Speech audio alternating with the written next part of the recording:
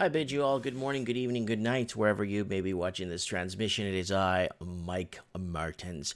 Anyways, guys, this article was sent to me for me to debunk. Well, it's not that hard to debunk this article. It's a nicely written, and it's a well thought. It's a nice thought, but it was written from south of the border, basically telling Canadians what they could do on their spare time instead of getting a second job, instead of working a second job. There's other ways to increase your income. And yes, there is. 7 ways to boost your income in Canada without getting a second job. This is by the Penny Hoarder. And the Penny Hoarder is down from, I guess, south of the border from us in the United States. And they basically discuss ways to, how to be not more of a minimalist, but trying to minimize on certain things and saving money and blah, blah, blah. And, for a rainy day and stuff, and being prepared, right?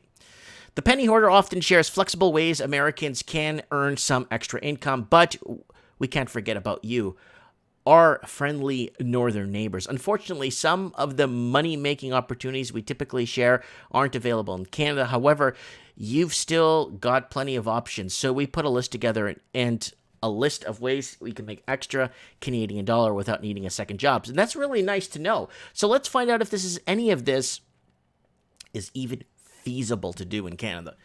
So here it is. We combined through, here he goes, without leaving your home. So you can do many of these without leaving your home. 1, leave your house for a few days. Look, we get it. Your home is your sanctuary, your place to be alone. Some days you don't even want to have your own family over, let alone people you don't know. So, Airbnb. Okay, that's in Canada. I think they're going to regulate that and tax the crap out of that and start to auditing people.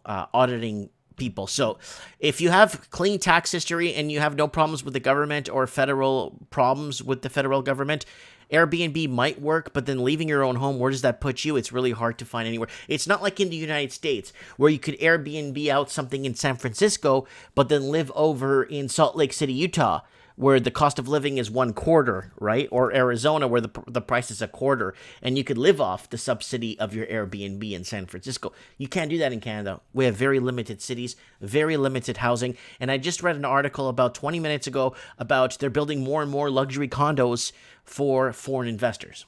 So, number 2, earn up to $60 an hour as a part-time bookkeeper. That I've said many times to do because I'll tell you why. In Canada's one of the very few countries I know of that you don't require any licensing, a ticket, or some sort of proof that you know how to do your bookkeeping. And I've had bookkeepers in the past completely destroy and not do anything, and I paid for that.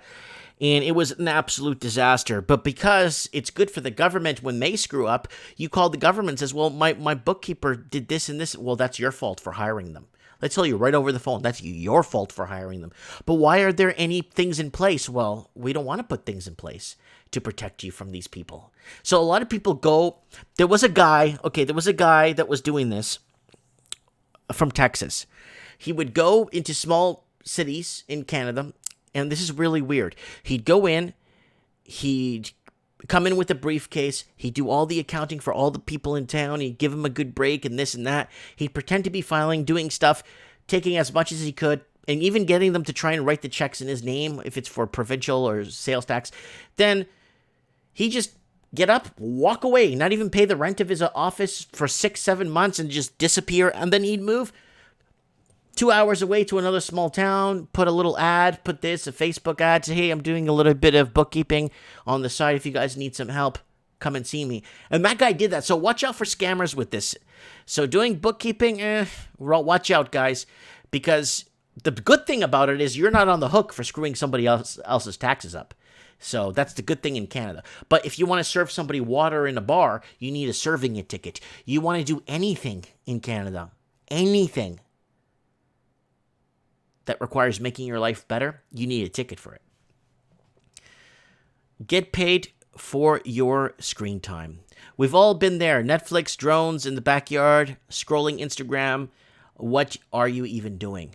But there's a company that will pay you for the screen time. It's called Swag Bucks. If a reader favorite because it pays you free gift cards for taking surveys. Oh, that's such a waste of. That's up to you guys if you want to be taking surveys. Invest 15 cents into the stock market.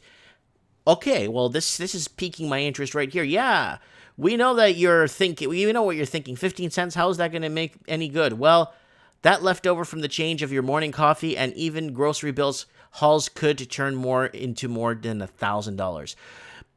One of these companies is Canada. Milo is a roundup feature that bumps up each of your purchases up to the nearest dollar and puts the spare change into the stock market. I don't know. The problem is to do it. I just do it. I just bank and trade daily with my local bank, and they charge me $10 a trade. So maybe this Canadian app might help you. And let's open her up and see what it looks like. Milo. Smarter way to save and invest. So it's an app, and it's got some big names here: Globe and Mail, Financial Post, all this stuff. How does it work? Connect, spend, invest. We round up your purchases to the nearest dollar, invest the spare change. That seems like something that might work, but who's investing it? And how are these, yeah, anyways. But it does sound like a good idea. Number 6, get paid when you buy, Get paid when you buy Burger King? We're not telling you a Whopper can actually get paid to eat a burger at Burger King. What makes Pie Me so appealing? Shop with our brands, and get cash deposited into your thing. So there's some of them that actually pay you for shopping at their. So you still have to spend money to make money, right?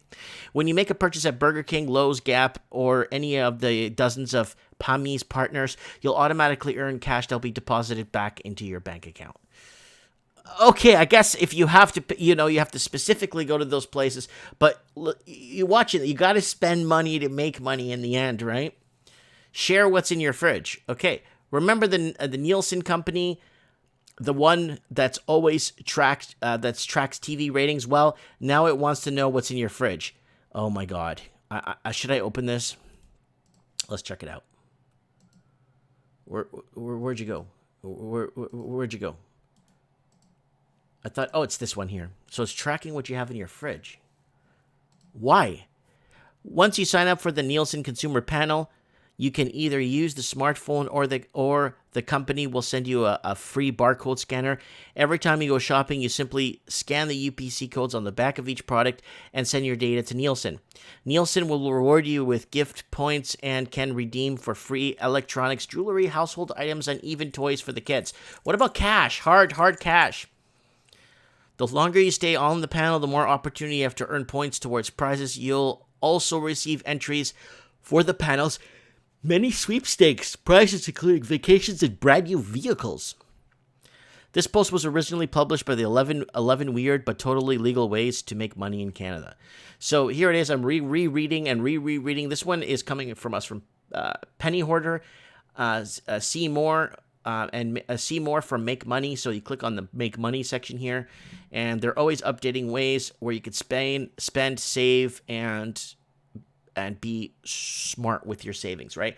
Remember, it's not how much you make, it's how much you spend. So don't forget that, guys. That's a very important key. 7 ways to boost your income in Canada without getting a second job. What do you guys think of that? And if you guys have any other second ways of boosting your income in Canada without taking a second job, I think most of this stuff looks like it becomes a full-time job. Let me know what you guys think in the comments below. Let me know what you guys think. I'll be reading the comments later. Guys, don't forget to support the show by joining the channel here. Support me on Patreon. I want to thank my Patreon supporters. Buying something from Teespring.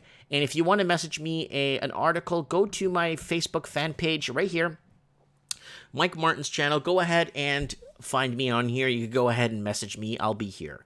Thanks so much, guys. Take your time. Enjoy and have a good weekend, guys. Thank you.